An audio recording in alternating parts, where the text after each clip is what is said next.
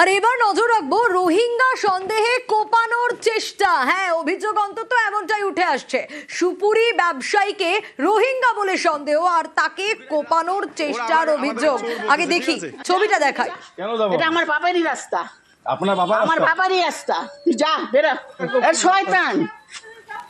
এগুলো রোহিঙ্গা দিশা আছে।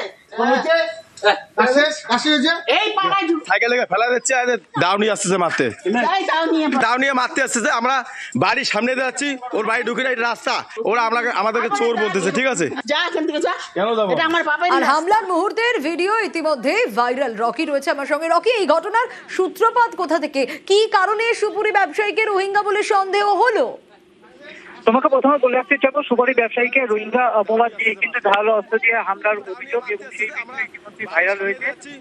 ধূপগুড়ি এলাকায় কিন্তু চাঞ্চল্য ছড়িয়েছে। গ্রেপ্তার হয়েছে একজন।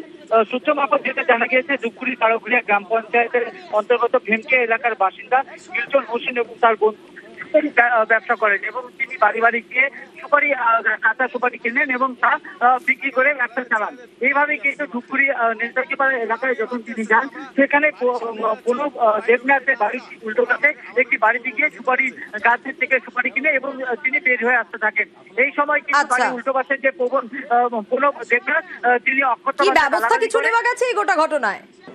দেখো, এই ঘটনার পর কিন্তু রীতিমতো চাঞ্চল্য ছড়িয়েছে। তারা লিখিতভাবে থানায় অভিযোগ করেছে এবং এই হামলার অভিযোগ পেয়ে কিন্তু ইতিমধ্যে একজনকে গ্রেপ্তার করেছে ধূপগুড়ি থানা পুলিশ এবং বাকিদের খোঁজ চলছে এবং গোটা ঘটনার তদন্ত শুরু করেছে ধূপগুড়ি থানা পুলিশ।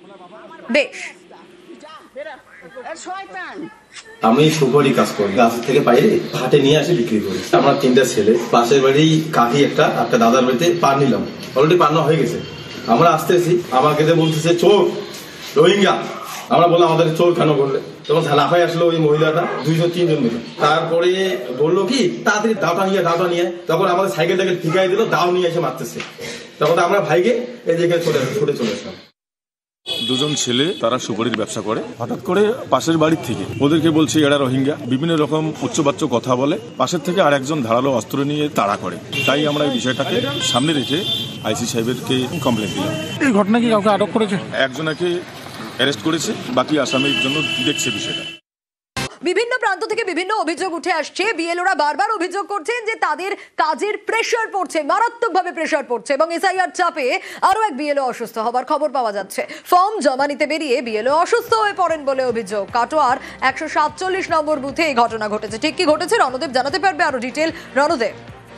হ্যাঁ, দেখো, 147 নম্বর বুথের বিএলও যে সুখদেব দাস আজ সকালবেলায় যখন এনুমারেশন ফর্ম সংগ্রহ করতে বেরিয়েছিলেন, তখন উনি কাটোয়ার 10 নম্বর ওয়ার্ড এলাকায় অসুস্থ হয়ে যান এবং অসুস্থ হয়ে গিয়ে বাড়িতে তখন ওনার যে দাবি সুখদেব বাবু, যে আমি গত 2 দিন ধরে ঘুমাতে পারিনি, 22 ঘন্টা করে কাজ করেছি, আমাকে চাপ দেওয়া হচ্ছে, আমাকে টার্গেট পূরণ করার কথা বলা হচ্ছে এবং এমনই চাপ দেওয়া হয়েছে যে আমার এমনি মনে হচ্ছে আমার শরীর অসুস্থ এবং সকালবেলায় যখন বুক ধরপড় করতে লাগে এবং আমার মনে হচ্ছে আমি আর প্রাণে বাঁচবো না। স্ত্রীকে জানালে পরিবারের লোকজন স্থানীয় চিকিৎসককে দেখান। তারপরে তার পরামর্শ নিয়ে কাটোয়া মহকুমা হাসপাতালে চিকিৎসকের কাছে আসলে চিকিৎসক ওকে অবজারভেশনের জন্য রেখে দেয় এবং সেখানে ইসিজি এবং রক্তচাপ মাপা হয়। রক্তচাপ যদিও সেই সময় অনেক বেশি ছিল, এই মুহূর্তে কিন্তু কম আছে। কাটোয়ার মহকুমা শাসক বিষয়টি কিন্তু জেনেছে, জানার সাথে সাথে তার খোঁজ খবর নিয়েছে বিএলওর শারীরিক অবস্থায়। এই মুহূর্তে বিএলওর পরিবার বা বিএলওর অভিযোগ যে যেভাবে কমিশন থেকে চাপ দেওয়া হচ্ছে, প্রশাসন যেভাবে টার্গেট পূরণ করার কথা বলছে, তাতে আমাদের প্রাণে বাঁচার দায় হয়ে গেছে। বেশ, গত কদিন যাবতীয় আমি একদম খেতে পারছি না, এত প্রেশার, প্রচণ্ড কাজের চাপ। বিএলওর যে ডিউটি চলছে, আমাদের টার্গেট দেওয়া হচ্ছে 150-200, সেটা কালেক্ট করতে আমাদের 6 থেকে 7 ঘন্টা করে ফিরতে সময় লাগছে। তারপরে বাড়ি এসে ডিজিটাইজ করতে সময় লাগছে। আমরা 18 ঘন্টা 20 ঘন্টা করে কাজ করেও বেরিয়ে উঠছি না, চোখের সামনে অন্ধকার মতন দেখতে লাগলাম, আর হাত পাটা ঝিনঝিন করতে লাগলো। এই কদিন ধরে টানা টানা সারাদিন ধরে সকাল 9টায় বেরিয়ে যাচ্ছে, 8টা অব্দি বাড়িতে জমা নিচ্ছেন, কোনো রকম স্নান করে খেতেও পারছেন না। তারপর রাতে 8টা থেকে শুরু করে সারা রাত ফর্ম ফিল আপ করছে। এই করতে করতে না হোক খেতে পারছে, না হোক ঘুমাতে পারছে। খেতে বসেই হঠাৎ করে বলছে আমার প্রচন্ড বুক ধরপড় করছে, বসে পড়ে করতে কি বুকে যন্ত্রণা। আজকে বললো আমার হার্ট ফেল হয়ে যাবে, আমার হার্ট অ্যাটাক হয়ে গেছে, আমাকে সবাইকে একটু খবর দাও আমার হার্ট অ্যাটাক হয়ে গেছে, মানে এরকম একটা প্যানিক হয়ে গেছে আর কি। ওনার অসুস্থতার খবর আমরা পেয়েছি, সুপারভাইজারকেও আমি হসপিটালে পাঠিয়েছি, হয়তো তিনি সাময়িক অসুস্থতা অনুভব করেছিলেন। ওনার প্রথম দিকে ফর্ম কালেকশনের হারটা একটু কমই ছিল। আমি গত পরশুদিন ওনার সঙ্গে নিজেই ফিল্ডে গিয়েছিলাম। এই মুহূর্তে কিন্তু উনি যথেষ্টই ফর্ম তুলতে পেরেছেন। চাপের অভিযোগ বলছে চাপ দিচ্ছে, খুব প্রেসার দিচ্ছে। না, আমরা তো কমিশনের নির্দেশ মতোই কাজ করছি। কমিশন আমাদের যেরকম ডেডলাইন বলেছেন আমরা সেই অনুযায়ী ওনাদেরকে জানাচ্ছি সবকিছু।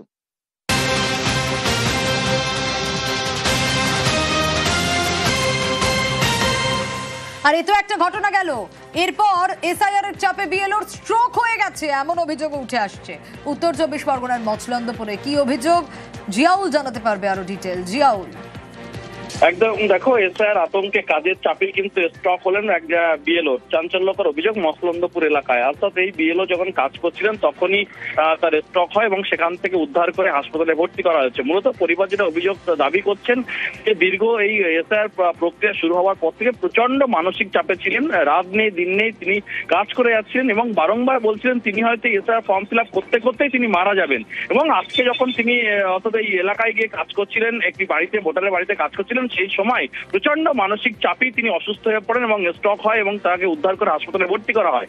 এবং তাকে দেখতে এই মুহূর্তে হাবড়ার বিধায়ক হাসপাতালে যান এবং তার নিজের দাবি করেন যে শুধুমাত্র বিজেপির জন্যই এই চাপ, 2 বছরের কাজ কিভাবে 2 মাসে সম্ভব। এবং তার জন্যই একের পর এক বিএলও আত্মহত্যা করছে, স্ট্রোক হচ্ছে এবং প্রচুর মানুষ মারা যাচ্ছে এবং সবটার জন্যই বিজেপি এর জন্য দায়ী। ফলে এটা এবং এই স্ট্রোক যিনি হয়েছেন যিনি শিক্ষক, তাকে কিন্তু তার পাশে থাকবেন এবং সমস্ত রকম ভাবে চিকিৎসার ব্যাপারটিও তিনি দেখভাল করবেন এমনটা তিনি জানান। কিন্তু যেভাবে এই আতঙ্ক বা যেভাবে এই প্রেশার ক্রিয়েট করে তাদেরকে আতঙ্কগ্রস্ত করা হচ্ছে বা যে সমস্যা হচ্ছে সবটা এর জন্য দায়ী করছেন, বিজেপিকে দায়ী করেছেন এমনটা কিন্তু বলেন জ্যোতিপ্রিয় মল্লিক। বেশ, যেহেতু এখন এই বিএলও ডিউটিটা ও পালন করছে, সেই কাজটার প্রেশারের জন্য এই অবস্থা। রাত্রে যেহেতু ঘুমাতে পারছে না, বাড়িতে কোনো সময় রেস্ট পাচ্ছে না, যেহেতু অনেক ফর্ম বাড়িতে জমা পড়ে গেছে সেটা নিয়ে একটা টেনশন, সাবমিট হয়তো সময় মতো করতে পারবো না, আমি হয়তো সাসপেন্ড হবো, এই সমস্ত বিভিন্ন ধরনের টেনশনের থেকে এই সিচুয়েশন। পশ্চিমবঙ্গে এসআইআর চলছে, কিন্তু অভিযোগ কাজের চাপে কোথাও অসুস্থ হয়ে হাসপাতালে ভর্তি বিএলও, বেডে বসেই ডেটা এন্ট্রিতে ব্যস্ত, কোথাও আবার অফিস থেকে বাড়ি ফিরে বিএলও অঝরে কাঁদছেন।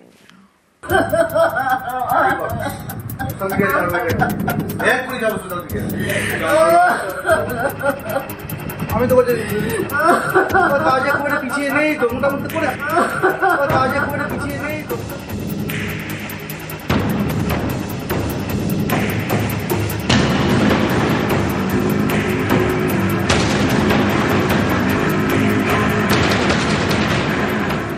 হাসপাতালের বেডে বসে ডেটা এন্ট্রি করছেন বিএলও। এ ছবি উত্তর দিনাজপুরের ইসলামপুরের। চোপড়ার বাসিন্দা মুস্তাফা কামাল চুটিয়াখড় গ্রাম পঞ্চায়েতের 188 নম্বর বুথের বিএলও। অভিযোগ, এসআইআর এর কাজের চাপে শনিবার সকালে অসুস্থ হয়ে পড়েন মুস্তাফা। তাকে ভর্তি করা হয় ইসলামপুর মহকুমা হাসপাতালে।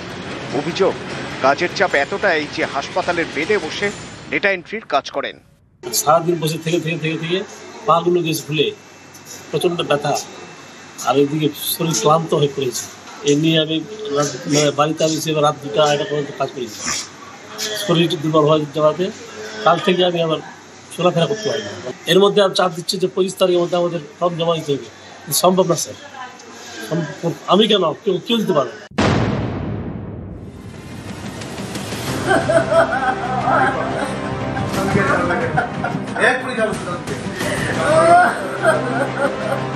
আমি তো বলছি কাজে করে পিছিয়ে নেই তো, মোটামুটি করে কাজে করে পিছিয়ে নেই তো, মোটামুটি করেছে। হুগলির পান্ডুয়া এখানকার একটি বুথের বিএলও সুমিতা মুখোপাধ্যায়। তার দাবি তিনি 1300টি ফর্মের মধ্যে 300টি ফর্মের ডেটা এন্ট্রি করেছেন। অভিযোগ এই কারণে তাকে পান্ডুয়া ব্লক অফিসে দীর্ঘক্ষণ বসিয়ে রাখা হয়, দ্রুত কাজ শেষের জন্য চাপ দেওয়া হয়। এরপরে বাড়ি ফিরে বিএলওর কান্না। কাজে করে পিছিয়ে নেই, ডোমটা বুঝতে করেছে। কাজে করে পিছিয়ে নেই, ডোমটা বুঝতে করেছে।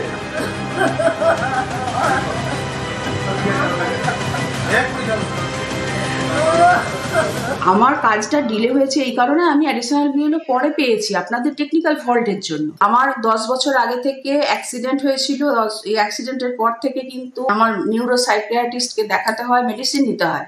এত কিছু মেডিসিন নেওয়ার পরও কিন্তু আমি এই কাজ থেকে অব্যাহতি চাইনি। সুপারভাইজার বললেন ওনাকে ছেড়ে দিন, উনি অসুস্থ, তা সত্ত্বেও কিন্তু এই ব্যাপারটা ডিলে করলো ওরা, যার জন্য আমি বাড়িতে এসে আমি খাবারটুকু খেতে পারি, আমাকে পরিবারের লোকেরা খাবারটা খেয়ে মেডিসিনটা দেওয়ার চেষ্টা করেছে। জলপাইগুড়ি সদর ব্লকের গোড়ালবাড়ি গ্রাম পঞ্চায়েত, এখানকার খান সাহেব পাড়ার একটি বুথের বিএলও অঞ্জুয়ারা বেগম। স্থানীয়দের দাবি এসআইআর এর কাজ শুরুর পর তিনি অসুস্থ হয়ে পড়েন। এরপর থেকেই বিএলওর কাজ করছেন অঞ্জুয়ারার নাবালক ছেলে। বিএলওর যে সে তো নাই, এখন বলে হসপিটালে আছে কি কোথায় আছে আমরা তো জানি না। পরে ওর ছেলেকে কালকে জমা দিয়েছি। ভিডিও থেকে আসে একবার সঠিক মূল্যায়নটা যদি করে দেয় যে ও অসুস্থ বা ওর ছেলেই চলবে, পরে যদি কোনো ভুলভাল হয় তো তার দায়িত্ব কে নেবে। কৌশিক ঘোষ মুর্শিদাবাদের জঙ্গিপুরের একটি বুথের বিএলও। অভিযোগ কাজের চাপে অসুস্থ হয়ে পড়েন, তাকে ভর্তি করা হয় হাসপাতালে। মাথায় ব্যথা, বুকে ব্যথা এবং হার্টবিট বেড়ে যায়।